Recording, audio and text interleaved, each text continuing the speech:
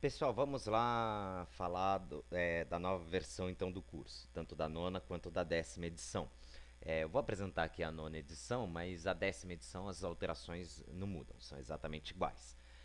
Só lembrando que a nona edição a gente usa para durante a semana e a 10ª edição para o fim de semana. Vocês vão ter recebido 6 e-mails. Um e-mail com a apostila do CPA 10 nona edição, um e-mail com a apostila do CPA 10 10ª edição, um e-mail com a apostila do CPA 20 nona edição, um e-mail com a apostila do CPA 20 10ª edição, um e-mail com as apresentações de CPA 10 e 20 da nona edição e um e-mail com as apresentações do CPA 10 e 20 da 10ª edição. Então vamos lá para as alterações do curso. Então a primeira alteração está aqui. Esse slide que fala sobre as certificações. Isso aqui o Thiago Malaquias, lá de Brasília, passa para os alunos dele. É muito bom para contextualizar para que a pessoa está se certificando. Então, um aluno de CPA 10, o que ele está fazendo nada mais é do que se preparando para conseguir explicar e apresentar os produtos de investimento aos clientes. Daí, o foco maior da prova é em fundos de investimento e em ética. A certificação do CPA 20 faz a mesma coisa, só que para o investidor de alta renda, ou seja, o investidor qualificado. Daí o foco maior da prova é nos fundos de investimento, nos produtos e na tributação. Nem a CPA 10 nem a 20 permite que a pessoa que tem a certificação dê uma recomendação de investimento. Isso cabe a quem tem a certificação do CEA. O CEA permite dar consultoria de investimento. Daí o foco em fundos de investimento, em produtos financeiros e em matemática financeira, muito mais focados na recomendação. E o CFP, ele é uma certificação que cuida de gestão de patrimônio. Então é uma pessoa que está se preparando para dar consultoria e atender o cliente do Private Bank, o chamado agora investidor profissional. Esse slide também é uma contribuição lá do Bruno, do Rio, que mostra isso para os alunos. É muito bom. Logo no início do curso você já falar que a prova é sobre investimentos. Tanto CPA 10, 20, CE são provas que vão tratar de investimentos. E aqui a gente já explica investimentos em 5 minutos. Então, um aplicador, ele tem duas alternativas. Ou ele aplica na renda fixa, ou ele aplica na renda variável.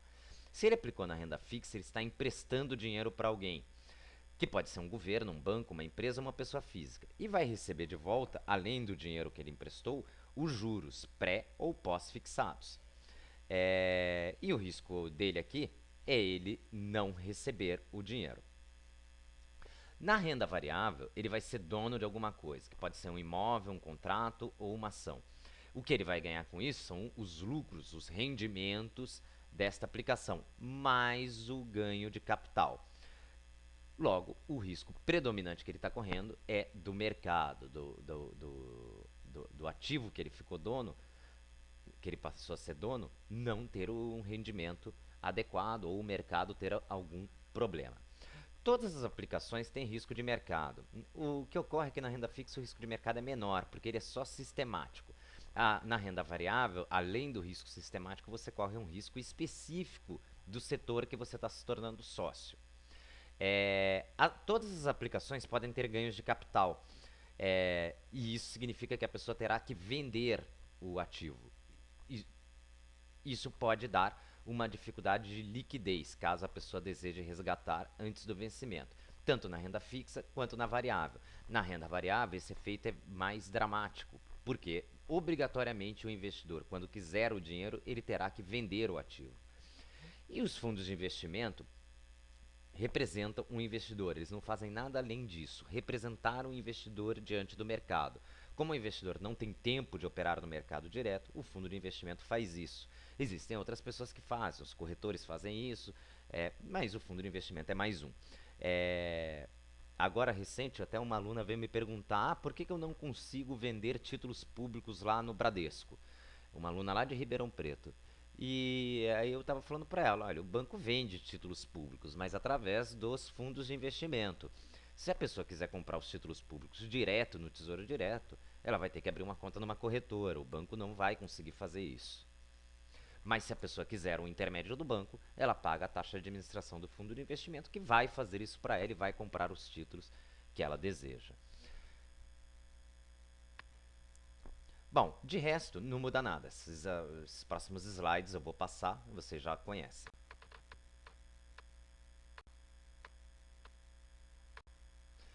Bom, esse slide aqui vocês já conhecem. Então a gente voltou com o sistema financeiro para o primeiro capítulo. Não deu certo a ideia de colocar a economia. Então o slide começa introduzindo o que é o papel do aplicador, do tomador, do órgão regulador e da liquidez. Quem que faz a tal da liquidez. E aí a gente abre já a liquidez do sistema bancário. Então, como é que funciona a liquidez no sistema bancário? Um banco, quando ele fica sem dinheiro para pagar um resgate para o investidor, ele tem três alternativas. Ele pode resgatar títulos públicos no Banco Central. E o Banco Central recompra esses títulos. Ele pode negociar esses títulos também com outros bancos. Da média dessas negociações sai a tal da taxa Selic. Ele pode negociar com o outro banco no mercado de DI. A média dessas negociações sai a tal da taxa DI. Ou ele pode negociar diretamente com os investidores no mercado de CDBs. E a média dessas negociações sai a taxa TR. Aqui você já conhece, não tem novidade nenhuma do que vocês já apresentam. A novidade está aqui, o slide do Open Market, também conhecido como leilão dos títulos públicos. Como é que é feito isso? O Banco Central negocia, ou seja, vende ou compra títulos públicos dos bancos no chamado Open Market. E ele faz isso por três motivos. Ou ele quer incentivar ou restringir a economia, ou ele quer controlar a taxa Selic, ou ele precisa, ou o governo está precisando de dinheiro emprestado. É importante já a gente apresentar esse conceito de Open Market. Das taxas de referência do mercado, a gente não falava do IMA, é a única novidade que tem aqui. Então o IMA apareceu como uma taxa de referência do mercado, a partir de agora ele passa a ser uma taxa muito relevante. É um índice calculado pela Ambima, assim como a taxa Selic calcula a média das negociações de títulos públicos de um dia, o IMA calcula a média das negociações com títulos públicos pré-fixados, com prazos maiores do que um dia. É isso que o IMA faz.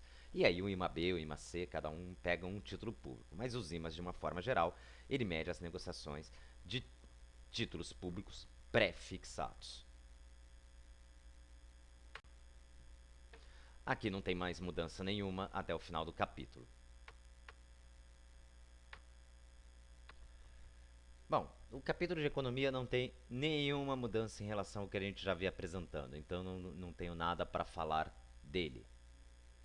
Eu vou já pular, o próximo slide já vem o capítulo de ética. Capítulo de ética só tem uma mudança muito simples. Nada muda nesse slide, nem nesse, nem nesse. Apesar, nesse aqui tem uma mudança sim, desculpe. O questionário de suitability, o questionário de análise do perfil do investidor, passa a ser obrigatório para qualquer fundo de investimento, exceto fundo de renda fixa simples. E aqui é a mudança, muito simples, né?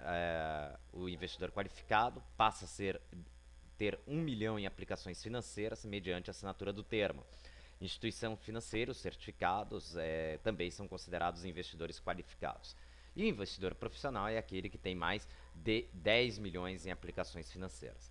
É a única mudança que tem ética, daqui para frente continua exatamente tudo igual, exceto nos fundos de investimento, na autorregulação de fundos. Então eu vou passar reto pelos slides de princípios. Bom, aqui na autorregulação de fundo de investimento não tem grandes mudanças, só reparem que nesse slide sumiu o prospecto, acabou o prospecto, não tem mais. Tem apenas o regulamento e a lâmina. E os fundos ainda podem divulgar um histórico de rentabilidade e fazer qualquer outro tipo de material promocional. Todos esses fundos para obedecer o código de autorregulação da Ambima, eles vão colocar o selo da Ambima na capa do material.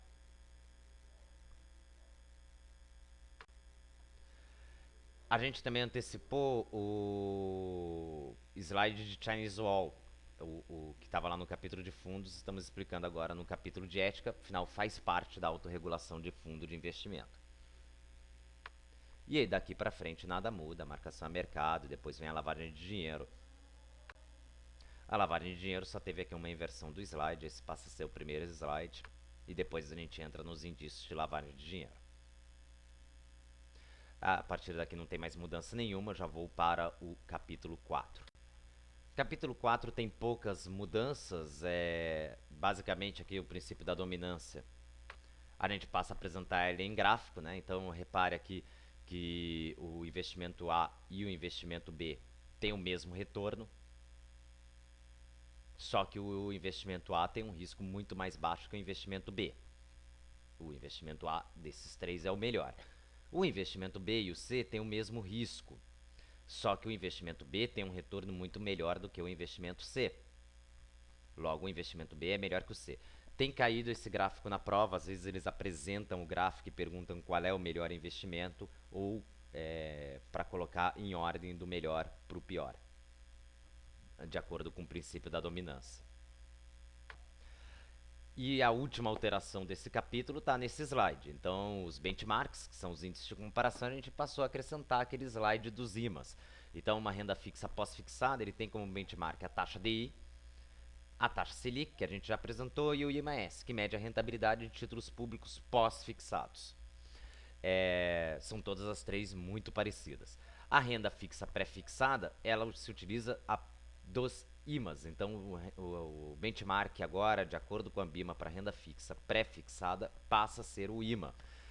E aí, dependendo do tipo de título público que ele compra, do tipo de título que o fundo aplica, vai ser o IMA-B, o IMA-C, o IRF, o IMA-B 5+, o IMA-B 5-, o IMA-C 5+, não importa. O que importa é que os IMAs todos, à exceção do IMA-S, medem a rentabilidade de títulos públicos, são benchmarks para renda fixa pré-fixada. Eles medem a rentabilidade de títulos públicos pré-fixados e servem como benchmark da renda fixa pré-fixada. E a renda variável continua com o Ibovespa e o cambial continua com a Petax. Vocês vão reparar que já não tem mais aquele slide seguinte dos IMAs. A gente já vem direto para rentabilidade observada e passada e esperada.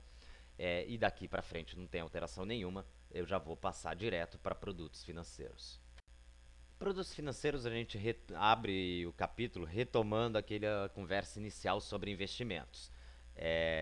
Falando de novo sobre renda fixa e renda variável, que agora a gente vai apresentar os produtos, ou seja, o que é uma renda fixa que empresta para o governo, o que é uma renda fixa que empresta para o banco, o que é uma renda fixa que empresta para a empresa e até o que é uma renda fixa que empresta para a pessoa física.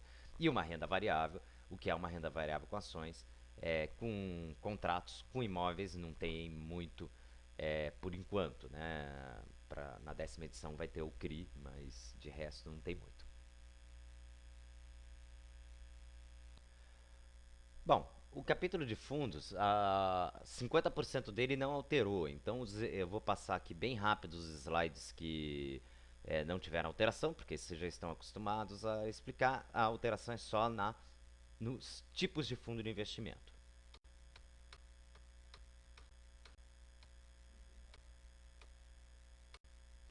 Então aqui que começam as alterações na nova legislação, na resolução 555.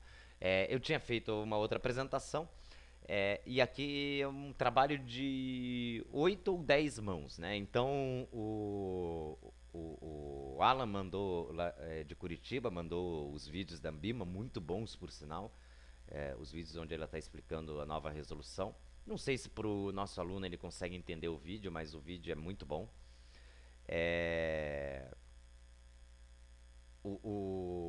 Aí o Henrique de Fortaleza também fez alguns comentários sobre os vídeos.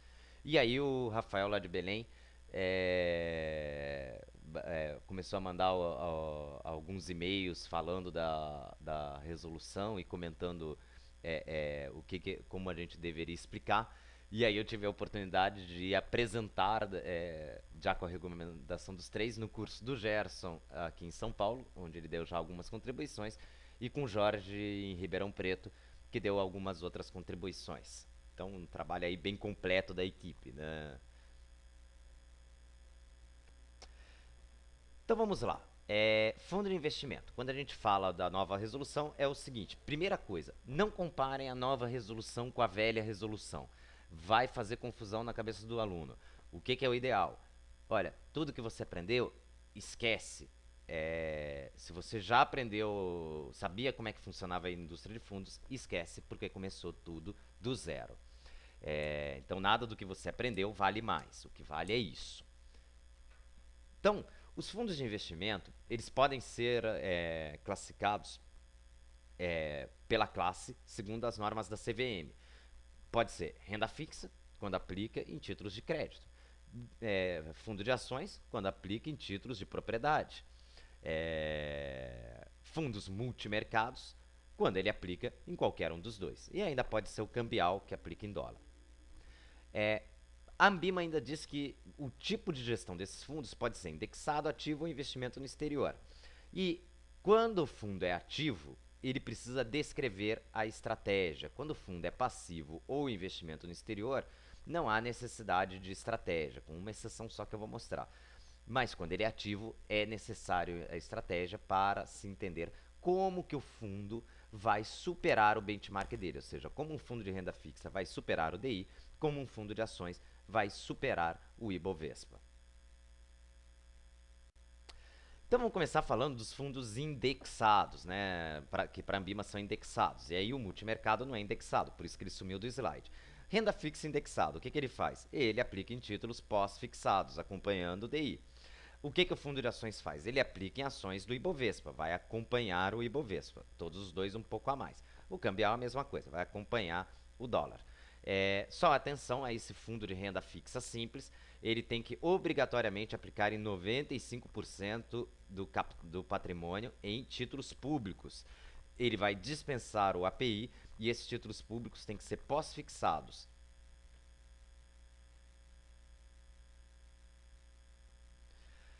Quando o fundo tem investimento no exterior, e aí tanto faz se é renda fixa, multimercado, ações ou cambial, ele vai ter que escrever que ele tem investimento no exterior. Ou seja, renda fixa, investimento no exterior, multimercado, investimento no exterior, ações, investimento no exterior.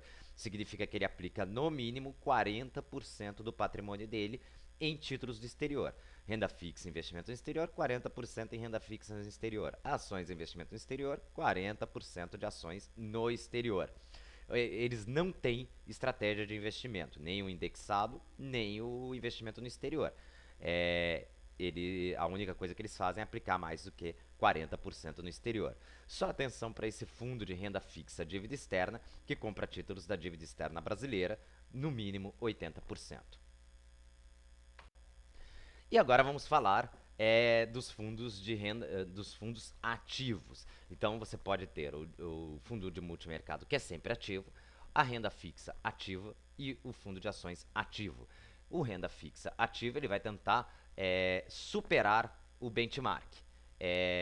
E ele vai tentar fazer isso correndo mais risco de mercado, com títulos pré-fixados, ou com uma estratégia de investimento correndo riscos de crédito.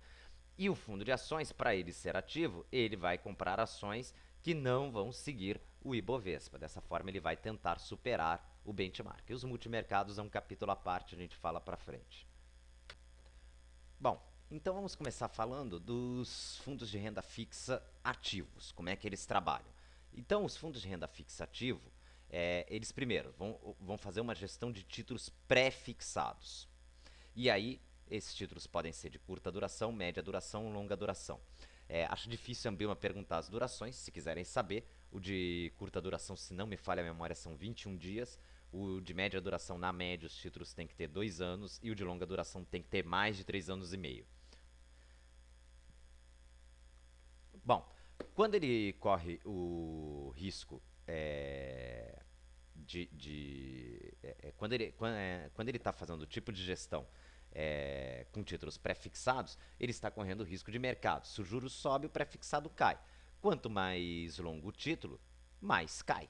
Então, o fundo de renda fixa de longa duração tem um risco de mercado alto, o de curta duração tem um risco de mercado baixo. Só que ele vai superar o DI ou fazendo uma estratégia de longa duração, ou fazendo um tipo de gestão por duração, ou fazendo uma estratégia de investimento com risco de crédito. E aí ele pode ter um risco de crédito soberano, ou seja, só comprando títulos públicos, uma estratégia de investimento, grau de investimento, comprando títulos com baixo risco de crédito, CDBs de grandes bancos, ou algumas poucas empresas, ou ele vai ter crédito livre, e aí ele vai correr um alto risco de crédito. Então veja como é que o fundo de renda fixa supera o benchmark, supera o DI.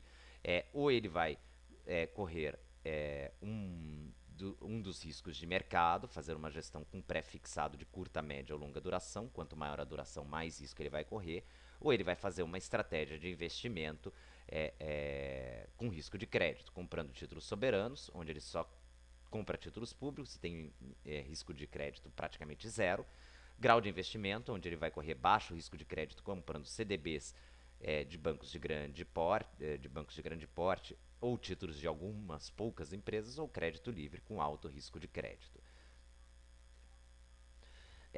Aí vale mostrar esse exemplo, comparar dois fundos de investimentos diferentes. Repare aqui o fundo 1 e o fundo 2. O fundo 1 é um fundo de renda fixa, curta duração, crédito livre. Esse fundo tem baixo risco de mercado, porque ele é curta duração. Então, repara, o fundo de renda fixa curta duração, baixo risco de mercado.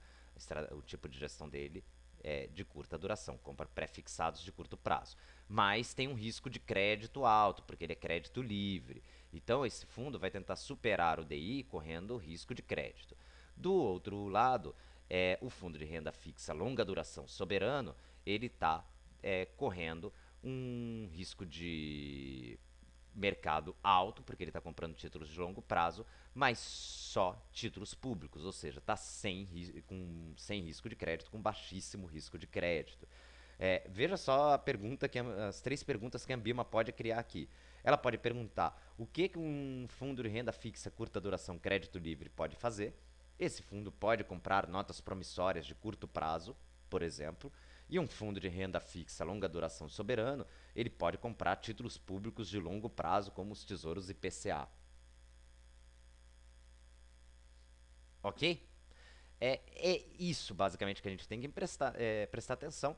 E na renda fixa é onde a gente tem que ter mais cuidado, porque é onde a Ambima deve perguntar mais. Os fundos ativos de ações e multimercados, o de ações talvez tenha um pouco no CPA 20, e o de multimercado, acredito que só no CEA que eles vão exigir.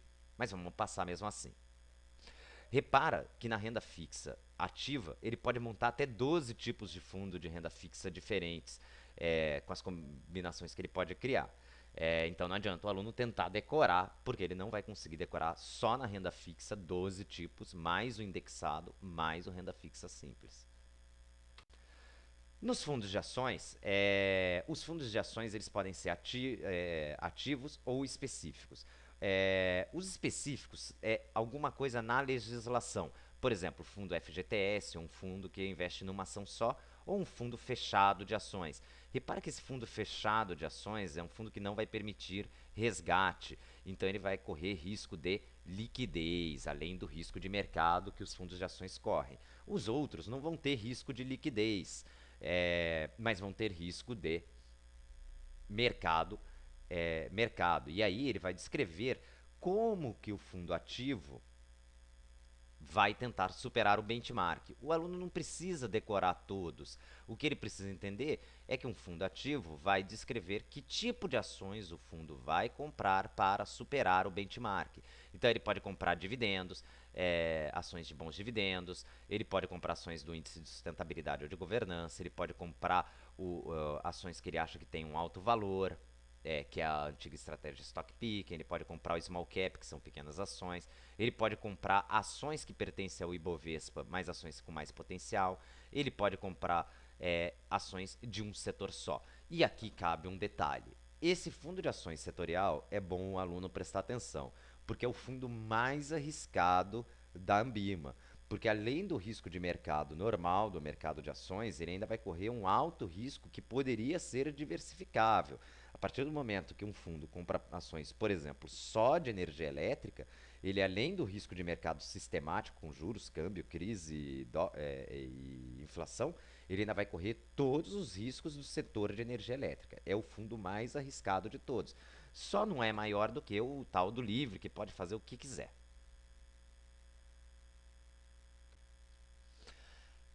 Os fundos multimercados é muito complexo. Se cair, cai uma questão. E é muito difícil de decorar. Os nomes são complicados. Eu retomaria esse assunto só para o pessoal do CEA. Eu falaria para o pessoal, ó, o que é importante você saber do multimercado e que ele pode aplicar no que ele quiser. Ele pode aplicar em renda fixa, ele pode aplicar em renda variável, ele pode aplicar em derivativos com ou sem alavancagem, dependendo da sua estratégia. Mas acho muito difícil a Ambima entrar nos nomes. Então terminou aqui. Para quem tiver com tempo sobrando, logo depois da apresentação, tem uma revisão bem curta para falar em 15 minutos. São os principais slides.